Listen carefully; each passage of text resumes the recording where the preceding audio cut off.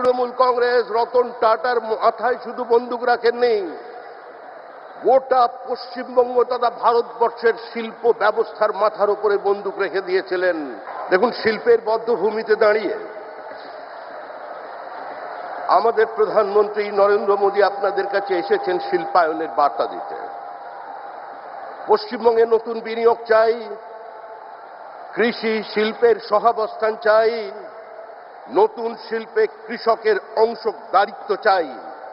এই স্লোগান নিয়ে আমরা আপনাদের কাছে এসেছি।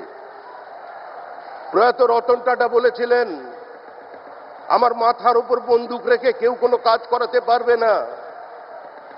আসলে আমাদের যিনি মুখ্যমন্ত্রী বা তৃণমূল কংগ্রেস রতন টাটার মাথায় শুধু বন্দুক রাখেননি, গোটা পশ্চিমবঙ্গ তথা ভারতবর্ষের শিল্প ব্যবস্থার মাথার উপরে বন্দুক রেখে দিয়েছিলেন।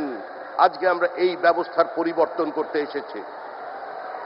আমাদের সমুদ্র আছে, আমাদের নদী আছে, আমাদের মেধা আছে, আমাদের টাকা আছে, আমাদের সিঙ্গুরের এই জমি আছে। এখানে কৃষক জমি ফেরত পেয়েছে, কিন্তু জমি তার ফসল ফেরত পায়নি। মুখ্যমন্ত্রী সর্ষের বীজ ছড়িয়ে গিয়েছিলেন, কিন্তু এখানকার মানুষ সর্ষে ফুল দেখেছেন। তাই হুগলির মানুষ, রাজা রামমোহন রায়ের জেলার মানুষ শিল্পায়ন চান, বিকাশ চান, যে কোনো মূল্যে পশ্চিমবঙ্গের কর্মসংস্থানের শ্রীবৃদ্ধি চান, পশ্চিমবঙ্গের আর্থসামাজিক উত্তরণ চান। ভারী শিল্পের প্রয়োজনীয়তা আছে, না হলে বেলিলিয়াস রোড, বেনারস রোডের পুনরুজ্জীবন সম্ভব নয়। হুগলি জেলায়, হাওড়া জেলায় নতুন করে শিল্পের সম্ভাবনা তৈরি করা সম্ভব নয়।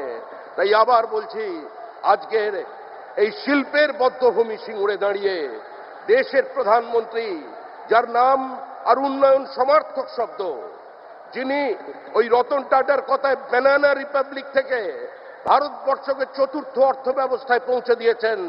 আরো ভালো ভালো খবর দেখতে সাবস্ক্রাইব করুন বাংলা হান্টের ইউটিউব চ্যানেল। ধন্যবাদ। বাংলা হান্টের আরো খবর দেখতে নজর রাখুন। বাংলা খবর মানেই বাংলা হান্ট।